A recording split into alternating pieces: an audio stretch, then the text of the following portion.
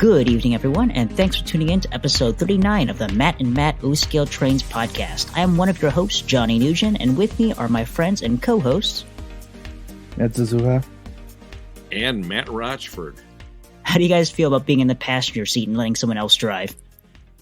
That was really weird having you say your name last, Matt. I'm not going to lie. That was really weird. I'm fine with it. I was taking a nap back here, so yeah, we're putting Matt in the back where I'm taking over. No, so the reason for flipping things on their head today is that we're putting our hosts in the hot seat and making them answer the tough questions they normally make everyone else answer. But before we get into that, I'll hand the reins back over to Matt R. to go over our normal housekeeping items. All right. Well, thank you, Johnny. And as always, you can listen to us on Apple Podcasts, Google Podcasts, Podbean, Spotify, YouTube, and Amazon Music. And once again, I'd like to mention our Discord server, which is, I believe, over 120 members now. We are definitely growing every day, and this is a public Discord, so anyone can join. You do have to acknowledge that you've read the rules since we are a community server. We have a great group of moderators who always make sure that folks are treated with respect and keep our community safe. I will place a link in the show notes for our Discord. All you have to do is click on it. You will be added to the server. You can introduce yourself and start chatting away. Another item, of course, is our merchandise. So did you always want to have to wake up in the morning and drink out of a Matt and Matt podcast coffee mug? I do, and it wakes me up even better. Or how about like a Matt and Matt sweatshirt or a Matt and Matt t-shirt? I mean, you can get anything you want pretty much with the Matt and Matt logo on it.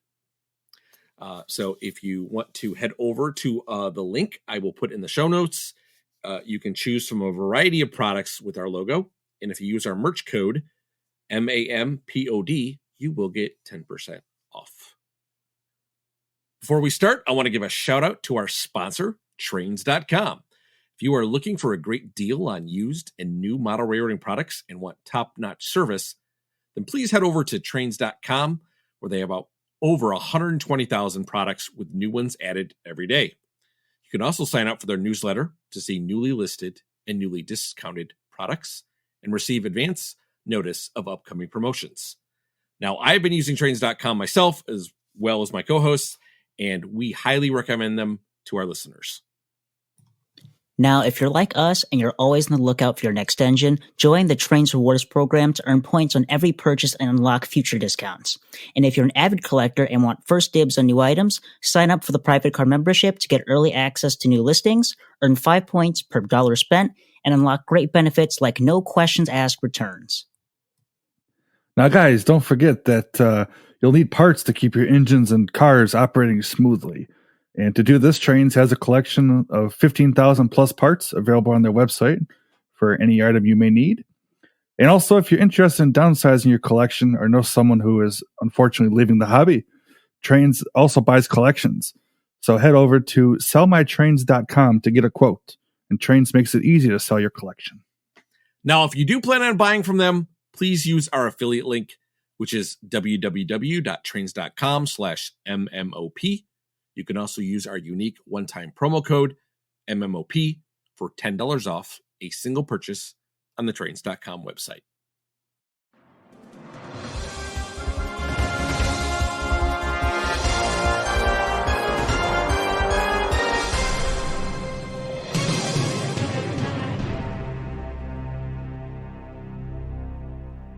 Thank you so much, Matt, and I will take the reins back over. And now, let's put our hosts in the hot seat.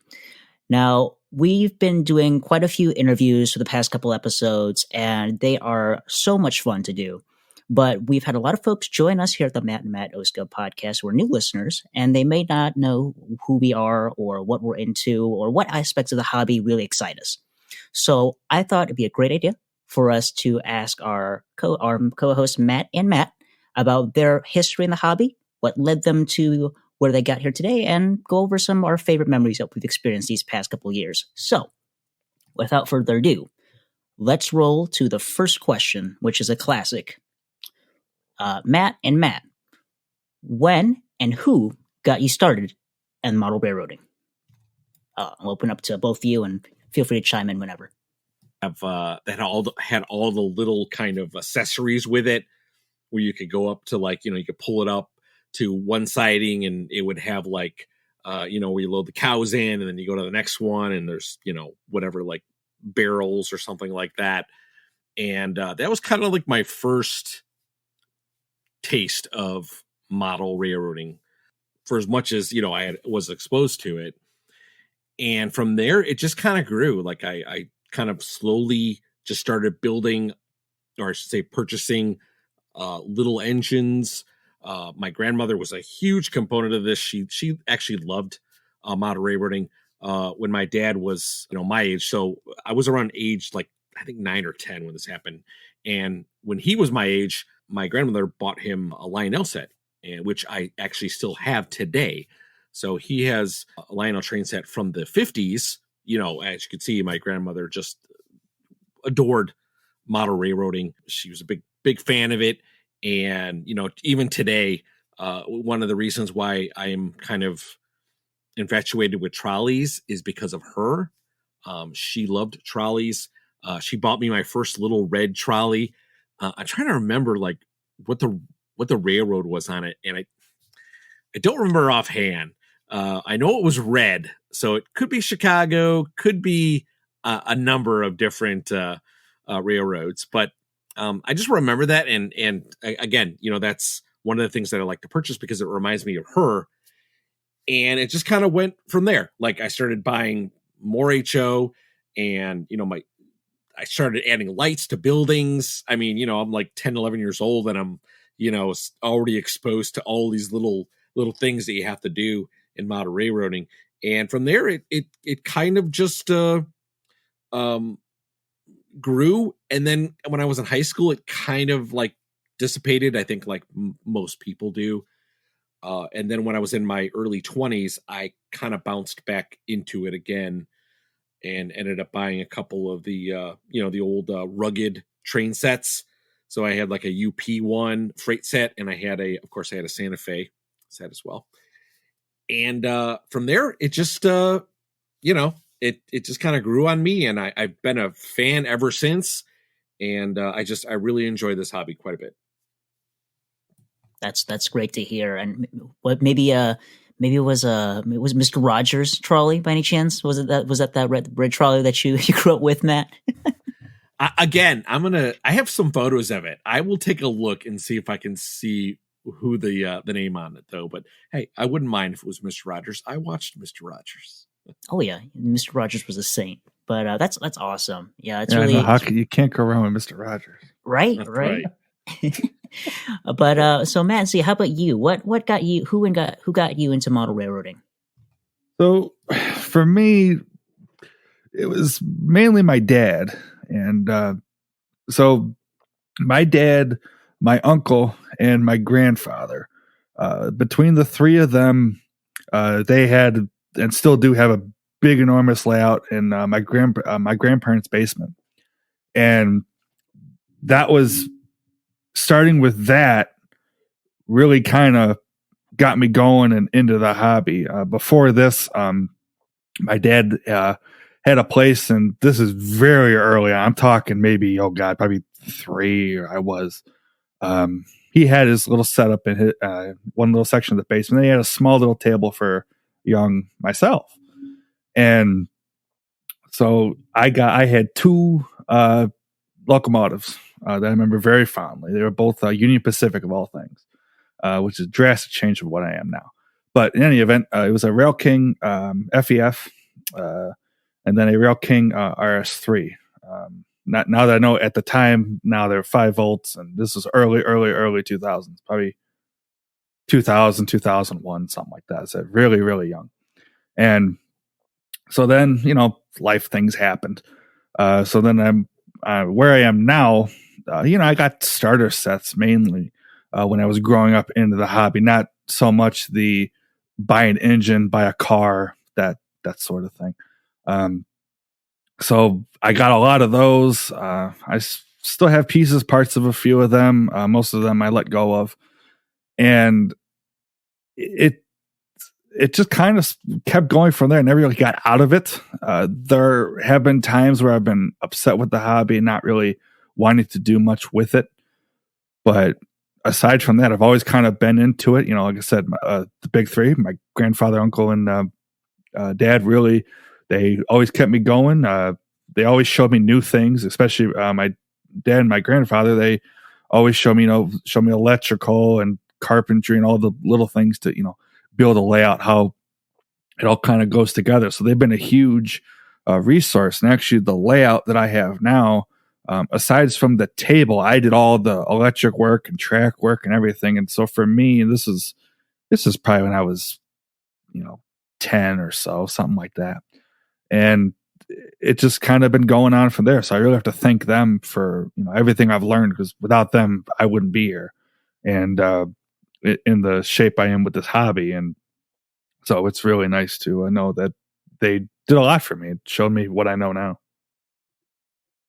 Yeah, that's really nice, and it's really interesting from a perspective of I never really had anybody who got me into the hobby. So to hear from you guys your perspectives of how it's kind of something that's been passed down through your family and through the generations, to see how strong the fire for model railroading is, it's really heartwarming. So I'm glad that you guys got so much enjoyment from your fathers and grandfathers and grandmothers of the enjoyment of the hobby, and to see that it's still going strong in you guys as well. But moving on, so kind of elaborating a little bit more, what is it about trains that drew you guys into the hobby? And why did you, especially with Matt R., what led you to O-Scale specifically? That's a fantastic question. And I think the best way to answer that is trains to me are just like majestic, right? Maybe that's kind of a real kind of flavorful term, but I just love the fact that we had this method of travel in the United States that just encompassed all of these beautiful, beautiful engines. And it was like every railroad had its own design. Every railroad kind of had its own colors, and it became kind of this unique passion to just be interested in, all of these trains out there, and different kinds of trains, right? Different kinds of engines, different kinds of steam engines, so much variety out there. Even early on, the variety just started really kind of compounding with just all types of different kinds of steam engines. And when I was, I lived near the railroad tracks, kind of always lived near the railroad tracks. And, kind of technically consider myself being blessed by living by the railroad tracks, because my exposure to trains has been, pretty huge. Going out and walking on the tracks, finding railroad spikes, taking those home, sitting at the train station and just watching trains go by. They're just so loud, and you could feel it in your chest when they go by. There's so much emotion with trains. And what kind of drew me to O-Scale, I think, is that same thing. I like HO, I like N-Scale, I like all the model railroading, gauges. But when it comes to O-Scale, I think it has the perfect balance of size and weight, and the sounds and the smoke and all the features you get in O-Scale is just, nothing even compares to it, right? Nothing compares to O-Scale. Sure, you can get sounds and smoke in HO and stuff like that, but it's not close. If you've ever had a Vision Line steam engine or diesel engine on your layout, that's a good representation of what O-Scale can be. And that's why, I fell in love with O-Scale. I love it. And I don't ever see myself ever leaving O-Scale, to be honest with you. I might buy some N-Scale stuff only because there's a lot of Metro stuff available on N-Scale, and maybe have a little N-Scale thing. But my true passion for model railroading will always be O-Scale. That's awesome. Yeah, I'm with you in the same camp there when it comes to O-Scale. There's that draw of that might and the heft of real trains, and O-Scale is that really nice medium where it's still the engines are heavy and they're big and they're weighty, but they're not too big where you can't fit them indoors. Because G scale has that. You can have big, massive trains with G scale, and I love G scale, but it's a little bit too big for me. And then the sound systems, the speakers are big enough and powerful enough where when you blow that whistle, that reverb hits you in your chest and that chuff. It's great. But yeah, I definitely agree with you there. Matt Z, how about you?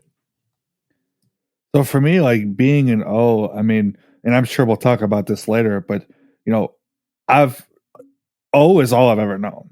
Except like the big three, that layout's O. My only exposure to HO is actually my cousin. He has an HO layout that he's slowly been working on. He's in and out of the hobby. That he kind of comes and goes with it, but that's been my only exposure to HO, and even at that, his layout was never scenic, never really ever really operational. At one point, we did have trains running on it, but not for very long. He's torn it up and done all kinds of things. But O is what I've always known. There was a time a number of years ago, back when things were different than they are now with the industry, that I was thinking about taking over to go into HO, just for the simple fact of the cost.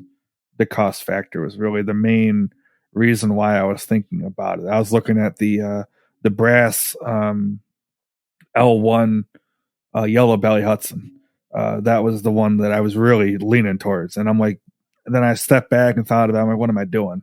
And that to me was the step of, okay, I'm just going to suck it up, pay the money and enjoy O, because it's all I've ever known. And it would be kind of crazy to me to think to go to something else. So yeah, that's where I'm at now. O is what I've known, and it's what I'm sticking with. Yeah, you go to some of these bigger scales, you got, like you said, Johnny, some of the speakers and stuff are better, but for O, you get what you can, and when you put vision line stuff in there and some of the other really cool things, you can't compare it. There's just certain things that you get with O you can't get anywhere else, and it's just something that you almost have to experience it for yourself to realize. It's one of those things. Yeah, you have to experience it for yourself to really grasp it. But once you do, you'll get hooked. For sure. Yeah, I've always been into O. My first starter sets were the Rail King GS2 and the Alaska F40 starter sets, and I feel very blessed to have started in O. I did dabble in HO for a little bit, and I did enjoy it. I did definitely appreciate the cost factor. It was something I could more easily set up in like the living room, for example. But O is definitely where my love is at. And as you guys both said, the features, the sounds, the quality, the weight, everything. It makes it for me, and that's why I'm such a firm O scaler. But moving onwards, what is your favorite railroad and why? I know Matt R absolutely despises anything war bonnet and orange and green, so I'm curious what he has to say. Yeah, so this is a really open question that can go a lot of different ways, but I will answer truthfully and just say it's Santa Fe. When it comes down to it, Santa Fe has always just had a special place in my heart. I love passenger diesels and obviously passenger locomotives as well. Santa Fe definitely was not short of those things.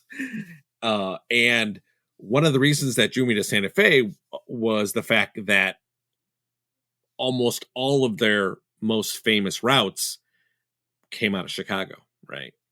Chicago to Los Angeles, Chicago to San Francisco, you got Chicago to Seattle, you got Chicago to New York. So not just going West Coast, but stuff from Chicago going East Coast. I will consider myself very blessed by living in Chicago.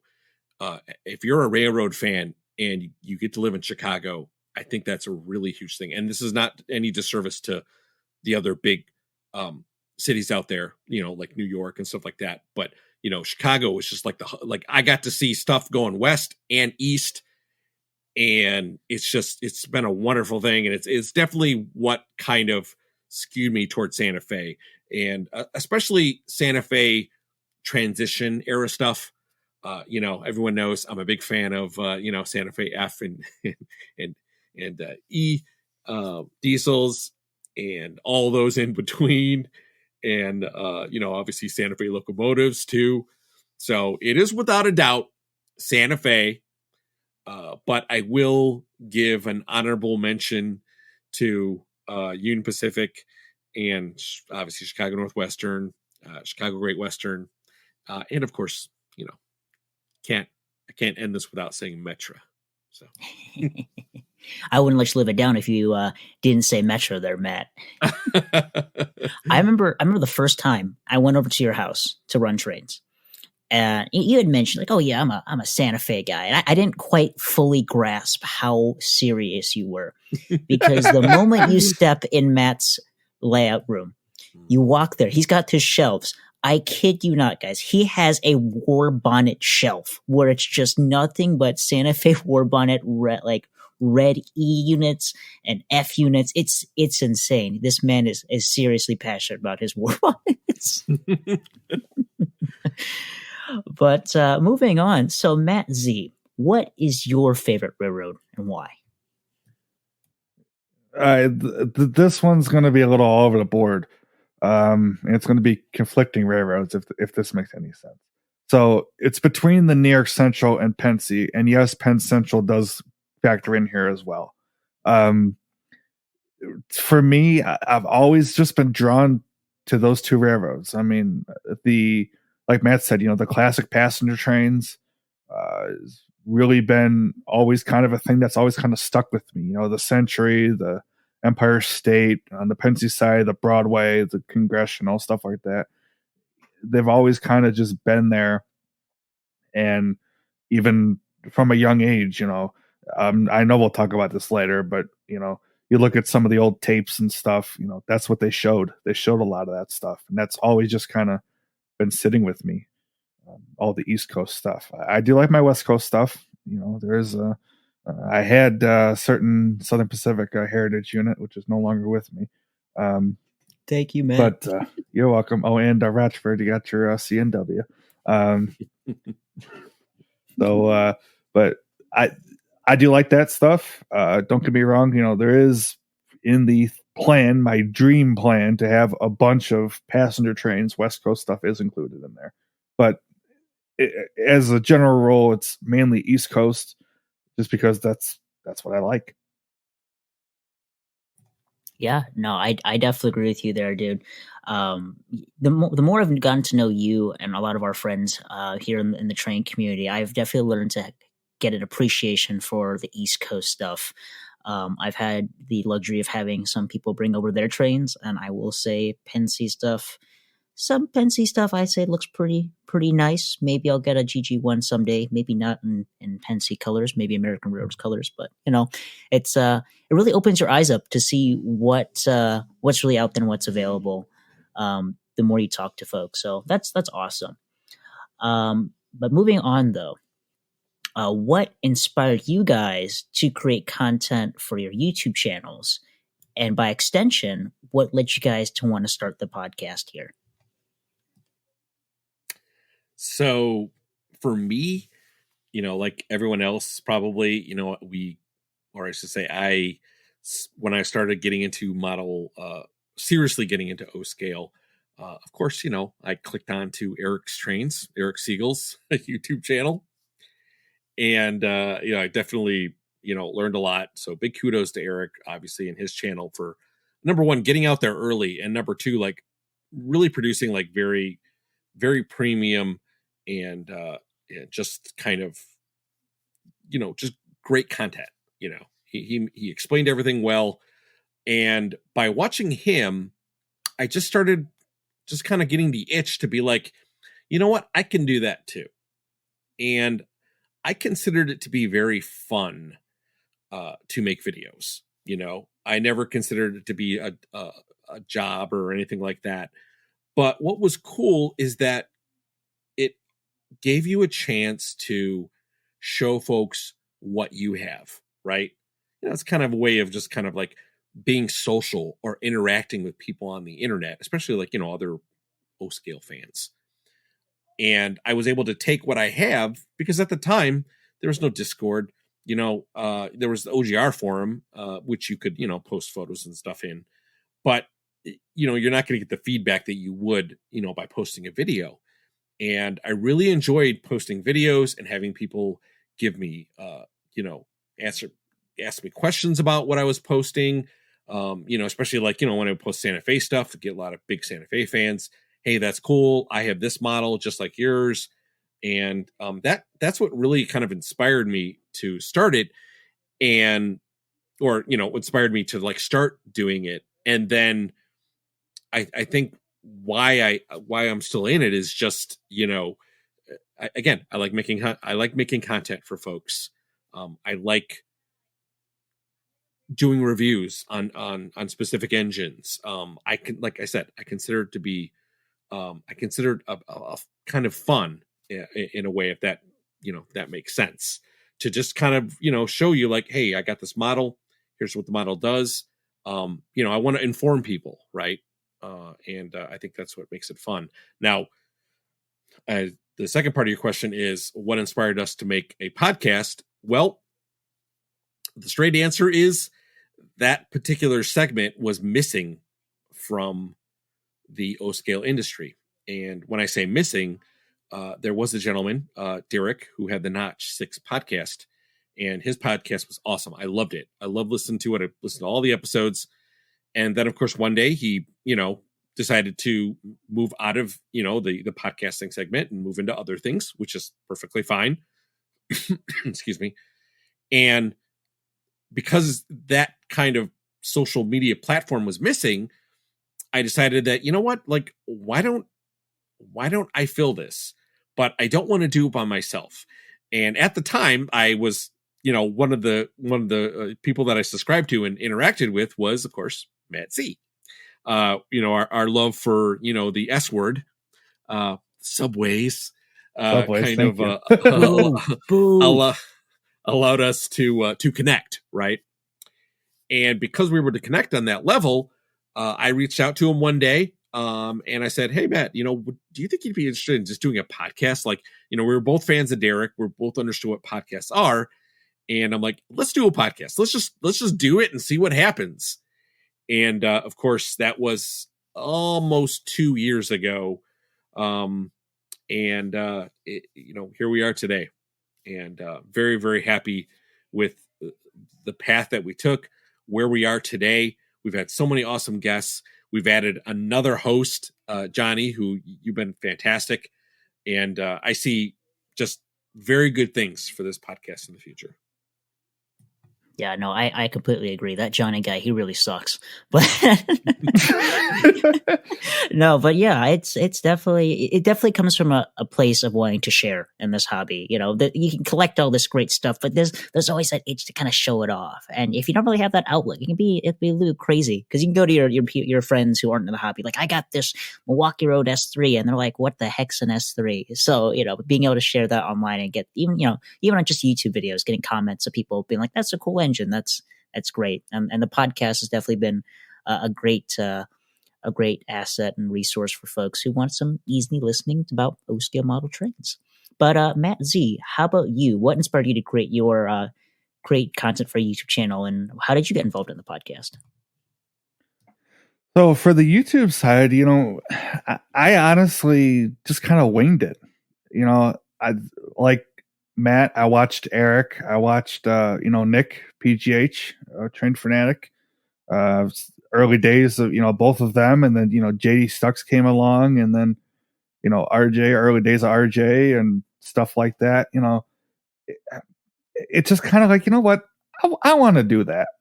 So one night really early in the morning, I threw on a video. It was in landscape mode, which is, we don't do that, but in any event, that's what we did. And I threw it up there, threw a Peace Train from Cat Stevens on, because why not?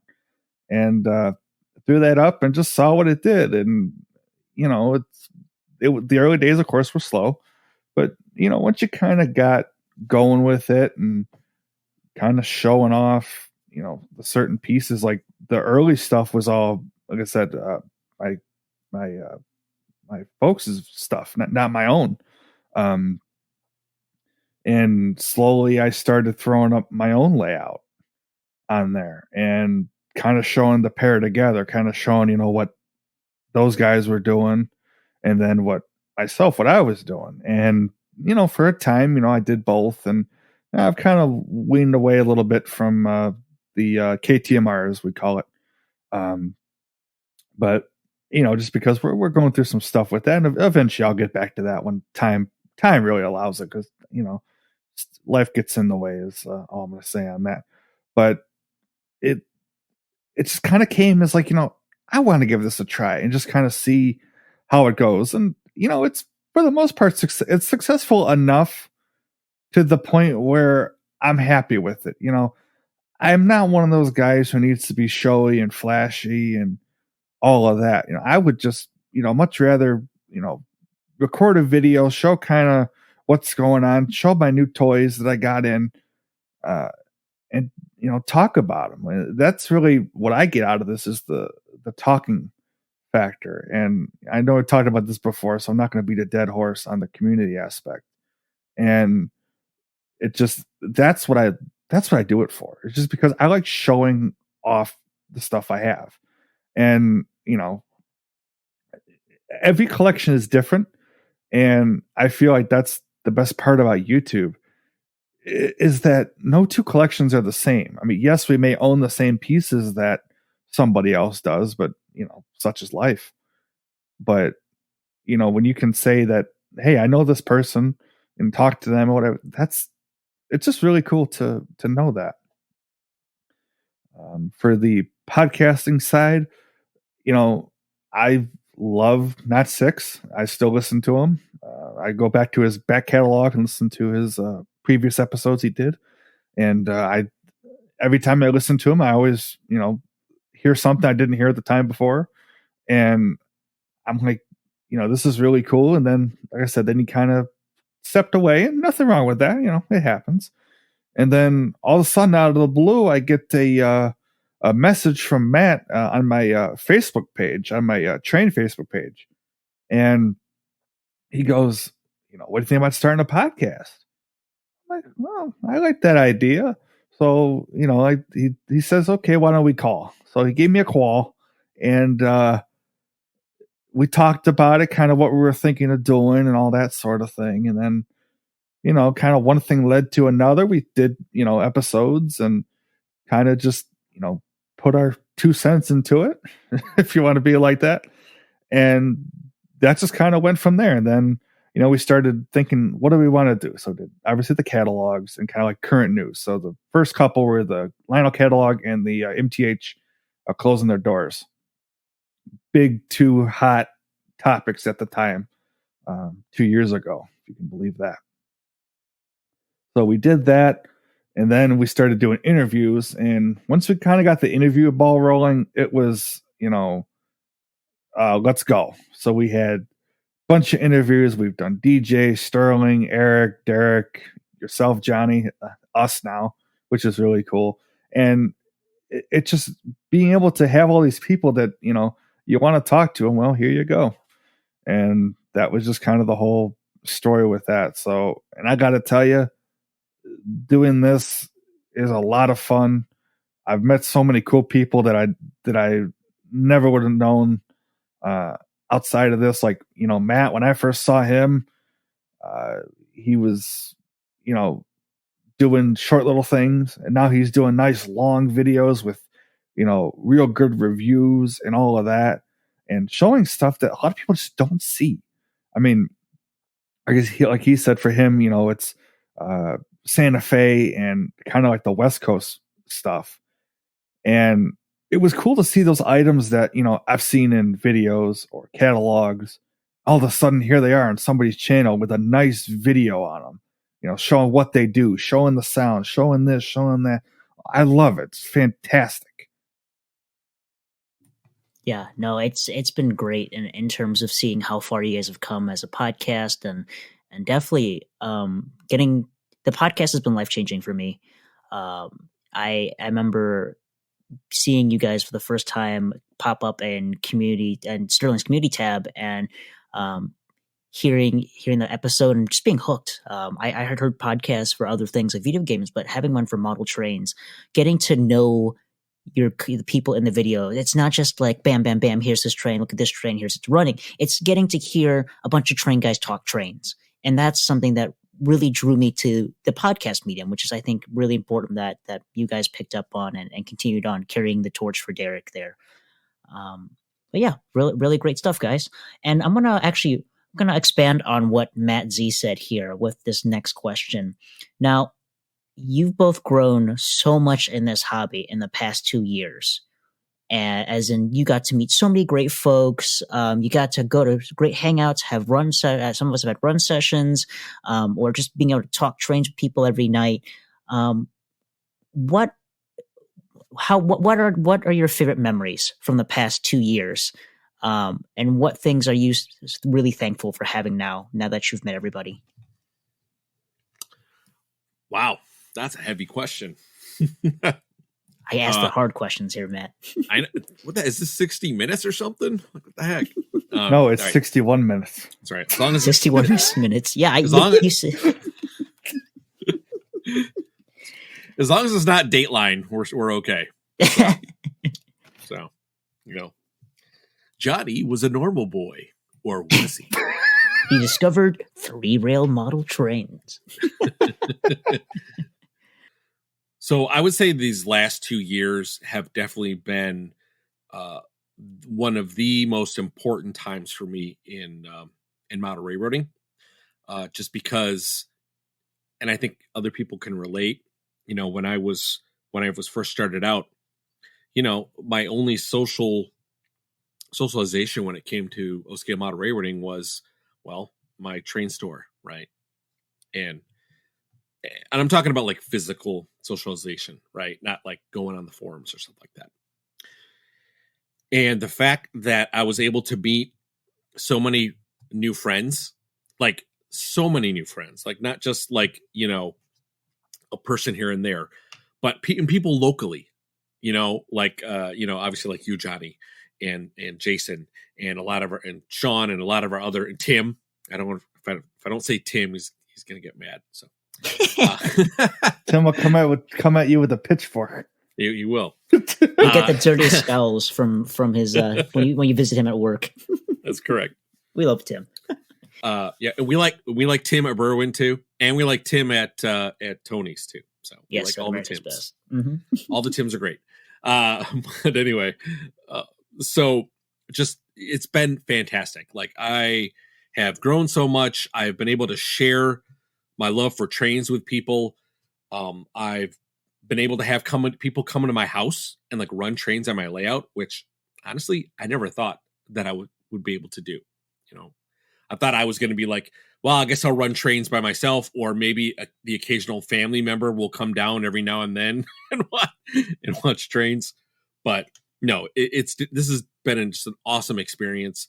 And I think going to York is definitely probably on top of the list. Next to starting the podcast, obviously, going to York was just amazing. Going there with friends, your buddies, and hanging out and meeting your other friends who you've met through these friends. And it's just become this very large social network of just like O-scale model railroaders. We love chatting. We love talking. And not to kind of like, segue into Discord, but obviously having the Discord was a reason for this.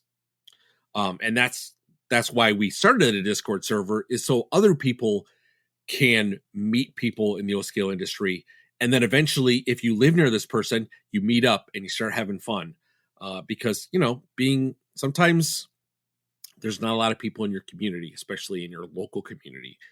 And having outlets like this can lead to new friends, making relationships, and, and just being really involved in no scale Monterey running. So yeah, going to York is definitely very, very good memory for me.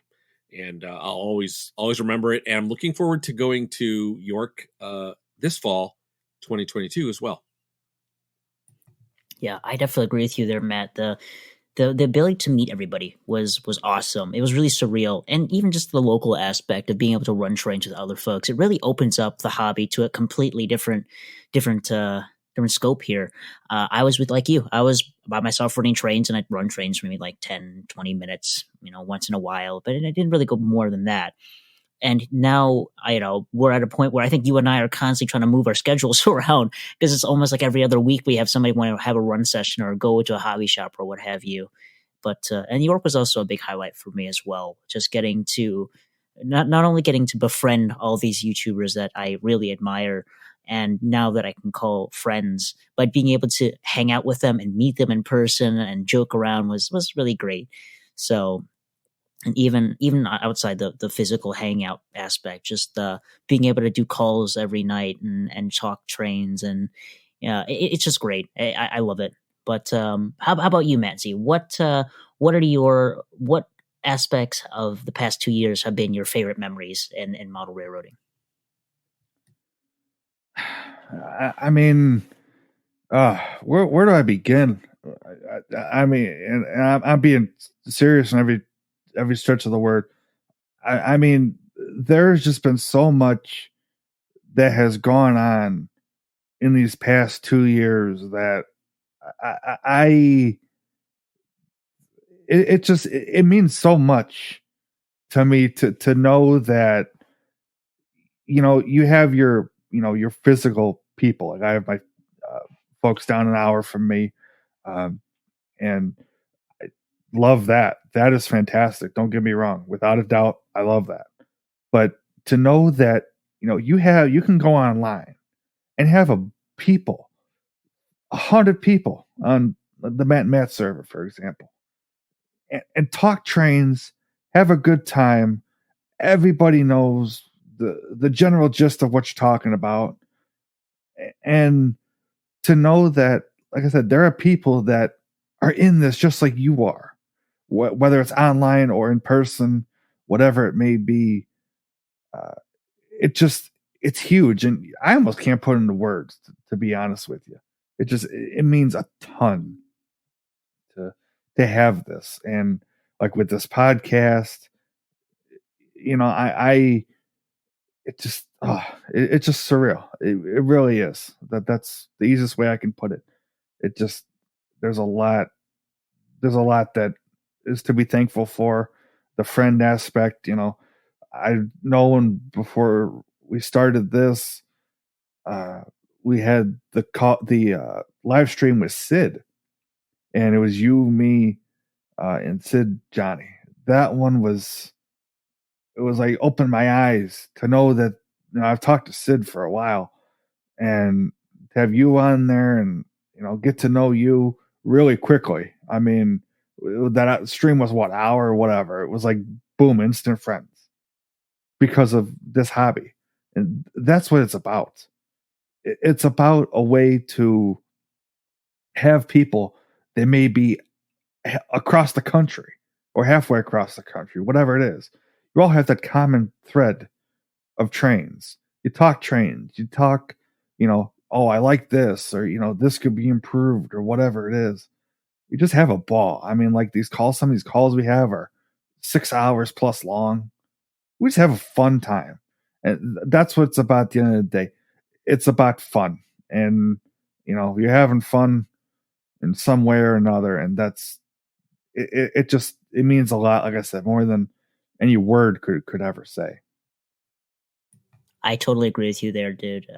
We've discussed this topic off the air, on the air so many times, to the point where sometimes Matt Z and I will be up in till 2, 3 in the morning talking about this stuff. 3 in the morning, yeah. Yeah, but no. There's times I can barely talk, and bunch of train geeks, man. And it was even like the last episode. We talked with Chris, and one of the things he mentioned was the the future generation. And like I said, in that one, for me, it's my younger brothers. You know, to watching them interact with the trains and run them and have fun with them.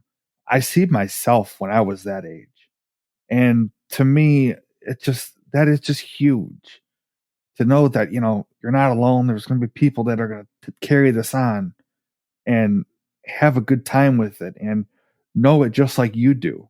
And to, that that is just it's mind-boggling to me, and I love every second of it. Couldn't have said it better myself. Couldn't have said it better myself. But yeah, the social aspect of the hobby really unlocks so much. And if you haven't already reached out to someone or made some friends in the hobby, like we said, Matt Uskill Discord server is a great place to do that. You can meet us, talk to us, and share your collection. There's whenever somebody posts a new train, everyone goes crazy. It's absolutely amazing. But kind of stepping away from the big hard questions, let's get back to the trains themselves here. So you guys, all of us actually, in some way, shape, or form, especially Matt R right now, is redoing their layout or adding to the layout or doing something to the layout. There's a little bit of a redesign.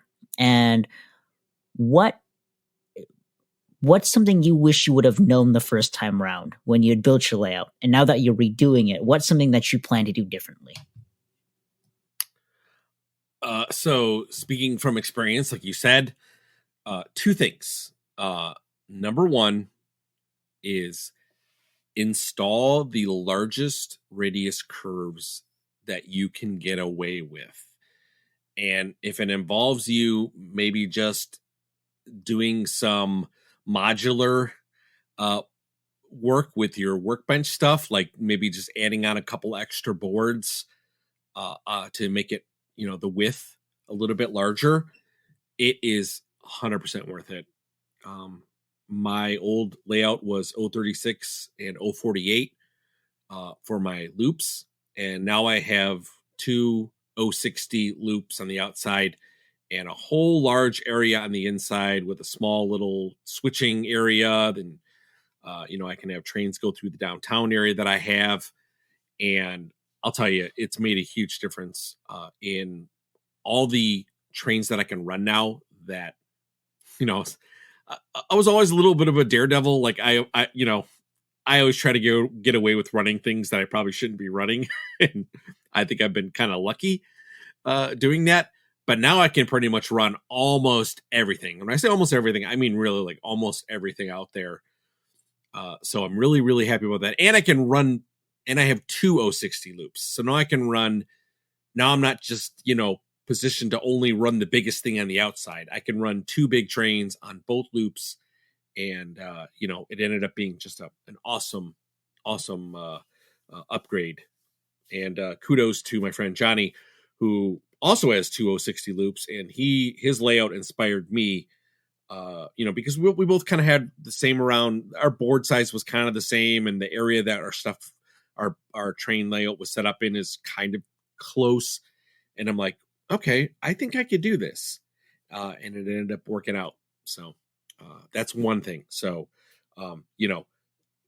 if you can push it, try for the biggest curves you can. And if you can only do if you can't do 072, don't do 060, because you would be surprised with the amount of things you can run with that. Second thing is power. Get those power drops or feeders, however you want to call it. I call it drops because I'm a networking guy, and that's what we call network drops. But if you can feed as many as you can in your layout, put one on every single spur and switch and yard you have, because it makes a difference. If you don't have good power going to your layout, and you don't have good power that's spread around, you're not going to be able to run trains efficiently and have fun, because that's probably the number one issue I think that people run into is They either A, don't have enough power, or B, the power is not run correctly onto their layout. And when you start getting into these larger engines with a lot of features, especially smoke units and passenger cars with lots of lights, you're going to start to feel it. So, yeah. And again, I think Matt and I have done an episode on power.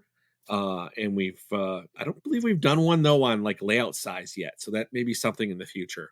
Yeah, we did one on power. Yeah, not layout size. Yep, power, layout yes, size. But yes, so just to recap, push for as largest curves as you can get, and do a good job and do your due diligence when it comes to adding power to your layout. For sure. Yeah, I remember when I upgraded my layout from 036 to 060. It's like a completely different world. I was running my Landmaster Challenger on 036, and I enjoyed it. I had fun, but it did look like the engine was breaking its spine every time I was going around at like 70 speed steps at 036 because I was a kid and didn't know any better. But when I got it to go on 060, it looked so realistic. It made the engine look so much bigger than it actually was that I could never go back. But I'm glad I could help you, Matt, and be an influence and you wanting to expand your layout. You went from a layout that was smaller than mine. I think yours is actually a little bit bigger than mine now. So I have to get to working in mine. But how about you, Matt Z? I know you got some projects on the horizon for your layout. What do you got planned, and what things would you redo now that with the knowledge you have now? I'm gonna echo Matt. Big curves for sure. I can jury rig 70 deuce, as our friend Zach likes to call it, into my layout. I really wish I would have done that from the beginning, and because like Matt said, being able to have the big curves to run even the equipment you own now, to be able to run that and see it look a lot nicer is big. You can take any normal steam engine, let's just say it's a Landmaster Challenger, because why not? You put that on tight curves, as Johnny, then you put it on big curves, it's a completely different engine, even though it's the same piece. It just looks that much better. And another thing definitely is the power, for sure. I redid my power last year, and I couldn't be happier with it. I did the bus wire, and that was my dad. He showed me how to bus wire. We did his layout with bus, and I'm like, you know what? I'm going to do mine in bus. So there I was, ripping up everything I had, doing bus, and I couldn't be more happier with it. The power is a lot better, a lot more consistent. Still little hiccups here and there, but for the most part, it's the voltage on the transformers, what's going to the track, and it works really well. Power is key. You got bad power, your trains are not going to run right, and you're going to have a lot of problems down the line. And it's not worth all that headache. Do it right the first time, I think is maybe a good philosophy to think here. Another thing is the switches. I use Lionel Fast Track, and my big issue, and one thing I really wish I would have corrected, is using the big switches, using the 072 switches. I use the 036, and not that there's anything wrong with them per se. I mean, they work. If you need to splice something super quick, they work because it's just a 10-inch straight. However, with the larger curves, obviously, the big engines need it. So, big switch for all the big stuff. But even so, just, there's almost, if you can squeeze it, there's no reason not to do it. And that's just something I really wish I would have done. And now I'm starting to have to kind of play catch up. And when I expand, I'm going to do, three things now. Obviously, I'll have the room for the curve. So that's one. Second, switches. 072 throughout the thing. If I need to stick a 36 in just for passing siding or whatever, I'll do that. But however, definitely 072 wherever else possible. Then another thing that I really want to do is for sure dump my 10-inch straights for 30-inch straights. That's something I'm really starting to notice the effects of now. And, going back to the first question of getting the sets in, the reason why I went with Fast Track was because, I had a lot of starter sets that I got in that had Fast Track, and I had enough of it to make a loop, 2 loops for my layout. And then what the MTH starter sets I got in had the real tracks, so I used those on my shelves. And it's just what I happened to go with, so that's what I used. But yeah, definitely doing the bigger straights is something you want to do, because yes, the piece of track is 3 10-inch straights together, but the rail is 30 inches long, and with that, you get less resistance, you get better power flow, and it works a lot better. So definitely those 3 things, and I'm hoping to get to it this year. I would love to. Life is kind of throwing me curveballs at the second, but once we get all that sorted out, I'm definitely going to try my hardest to get this going, because after seeing your guys' progress, especially Matt, I can't believe that it's the same layout. It's fantastic what you've done. That's great, and I'm really excited to see what the both of you have in store for the future. Matt R, I expect to be able to break into your house and stress test the layout when it's complete, more so than I already have. Having switchers escape onto your main line when you're not looking. Yeah, well, the track is it's already done. So I've already started on the landscaping and the detailing. So. Oh wow! Okay, can't wait to see that, dude. And then Matt Z, I can't wait to see your expansion. I know it's in progress, but I can't wait to see the smile on your face when you get to run your big engines on your big curves. No, I'm very excited for that, man.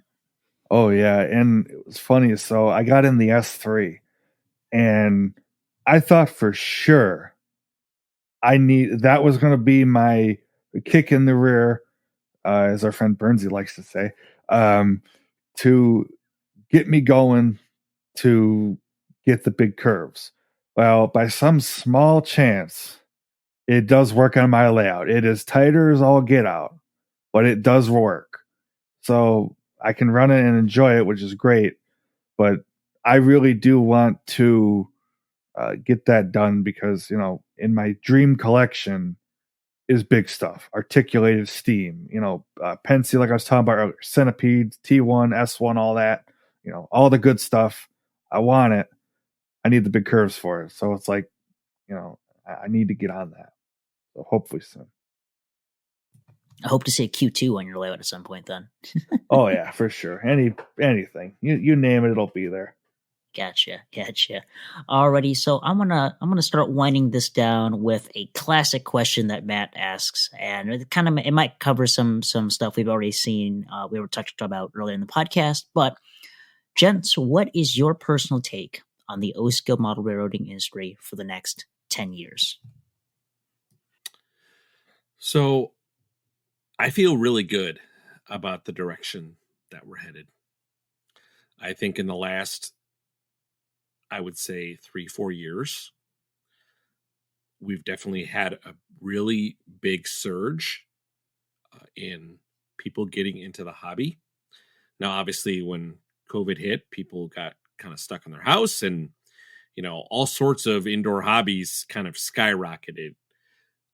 But I think for the most part, I see more and more people going into hobby stores. I went to one of my stores, I think about 3-4 weeks ago. It was on a Saturday. I don't remember exactly the day, but it was within the last 30 days. And it was a Saturday morning. And within, I would say, an hour, 2 families walked out of there with Lion Chief sets. Like, I haven't seen people go into hobby stores and buy Lion Chief sets like that before. Like, I was kind of like dumbfounded. I was like, wow, this is a good sign. Like, people are getting into trains. And I think one of the best things about it is that you can now run trains digitally with like your phone or a tablet. And this gives access, and we've kind of talked about this before, but this makes it accessible to kids who are kind of growing up around, phones and tablets. And when the hobby finally catches up to, current technology standards or, the current culture of technology, that's a good thing. And people will start to adhere to the hobby more. And, with the onset of multiple social media platforms, a lot of YouTubers, it's almost crazy now, the number of the number of people creating O-scale videos. It's hard to even catch up. Like, I barely now have a chance to even watch everybody because I follow so many people. I mean, that's a good thing. It's not a bad thing. It's actually a fantastic thing. Instagram, obviously our podcast, and these big companies, as manufacturers, are using that social media, those social media platforms to advertise the product. When before, I mean, you knew Lionel because you walked into a hobby store. MTH because you walked into a hobby store. That was it, right? So unless you picked up a model railroading magazine, you didn't even know what it was. Well, now it's becoming more kind of mainstay.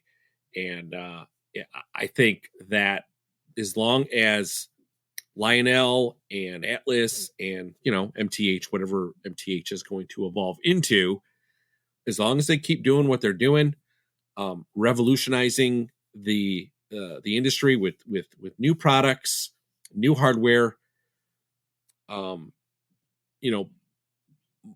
giving more accessible items or making more accessible items for kids to play with, I think we're in for just a really good ride in the next 10 years when it comes to the O-scale model railroading industry.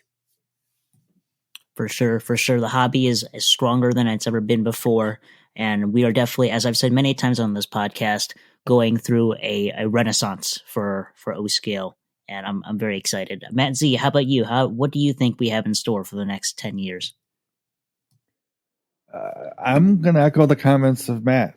I think it's really bright.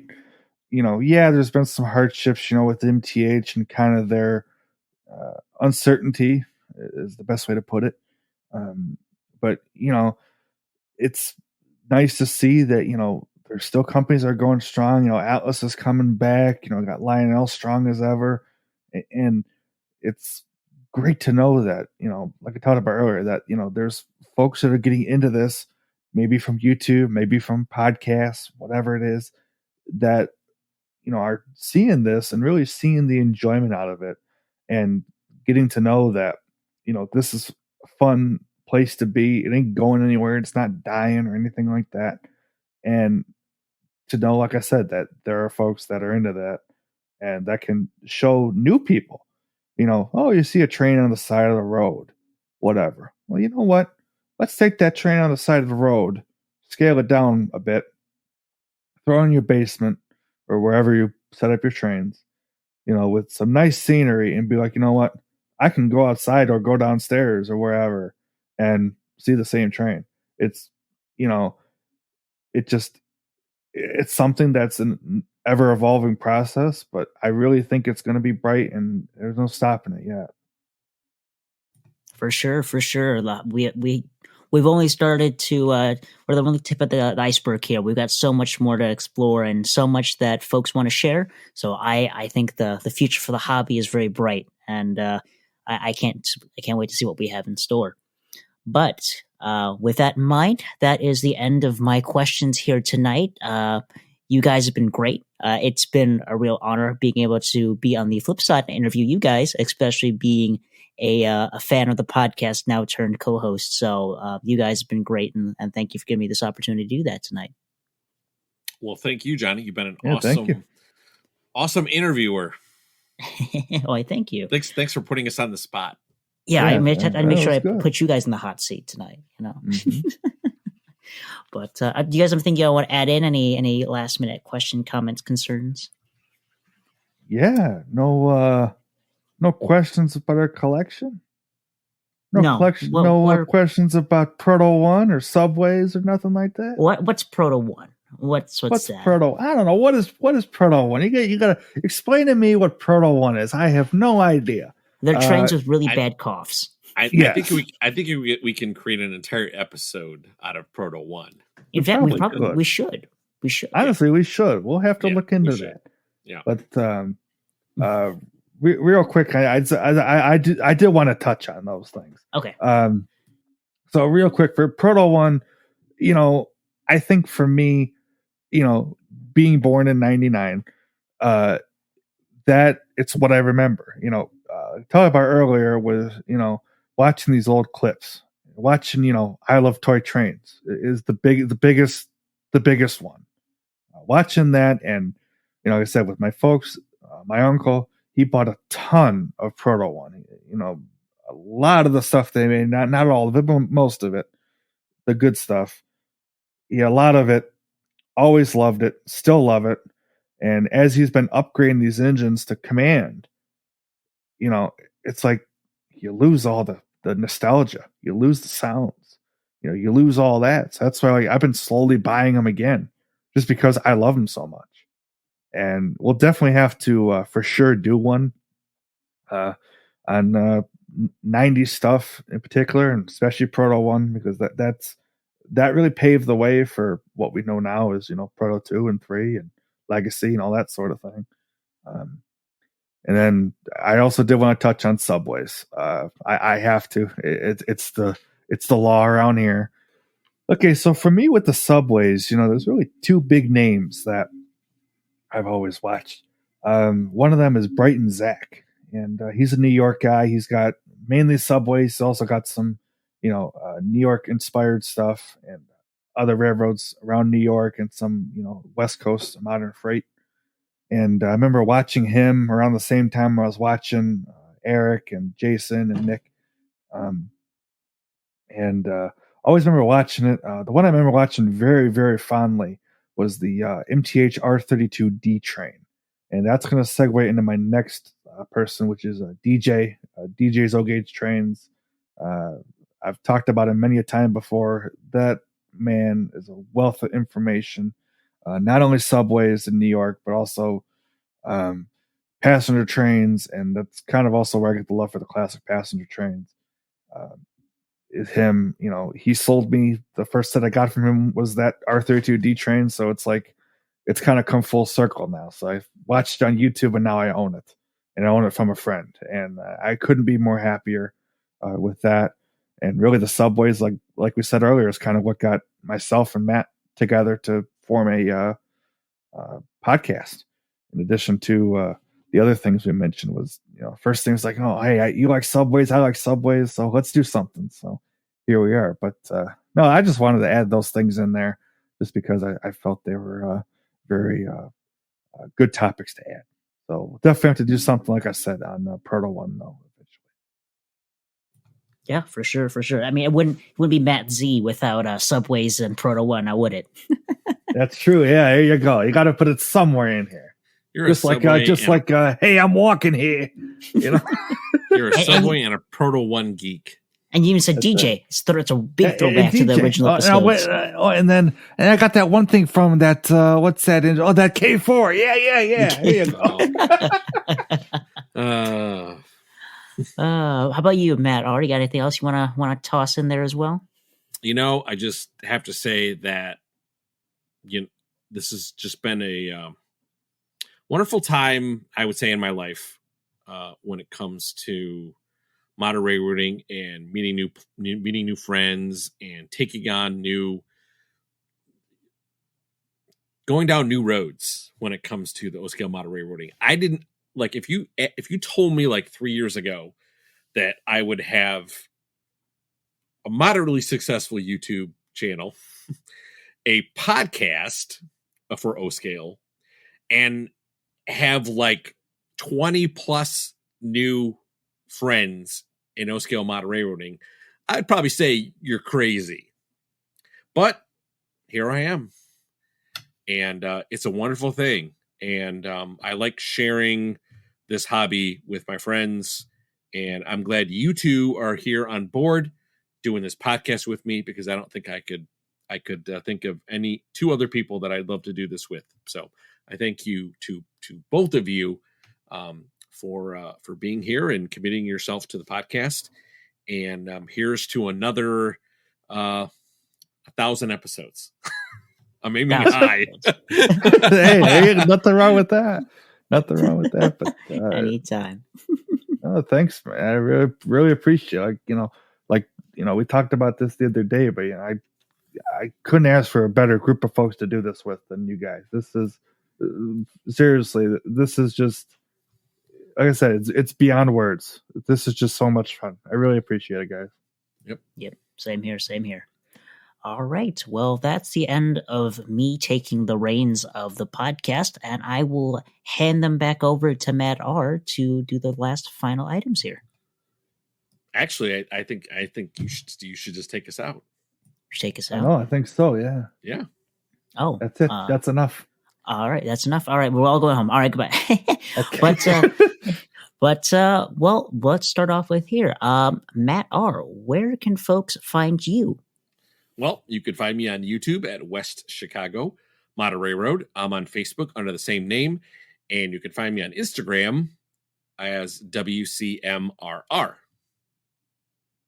Awesome. And then Matt Z., where can folks find you?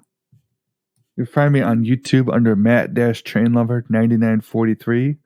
Also find me on Facebook under the same name. I'm also on Instagram under Mats.hobbies. Awesome. And you can find me at Audamus on YouTube. That's AUDAMUS. You can find me there screaming at inanimate objects, getting hit in the face with boxes, and occasionally talking trains. You can also find me on Instagram at Audamus_trains, where I am significantly more active than I am on my YouTube channel, though I probably should post more. You can also find me on the Matt and Matt O-Scale podcast Discord server, where I will occasionally be in the voice chat and trolling through the comments and giving you thumbs up on trains I think are cool.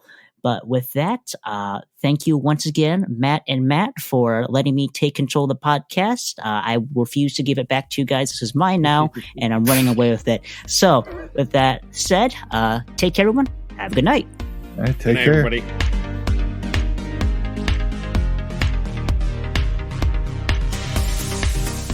Good evening, everyone, and thanks for tuning in to episode 20. Excuse me, I can't talk.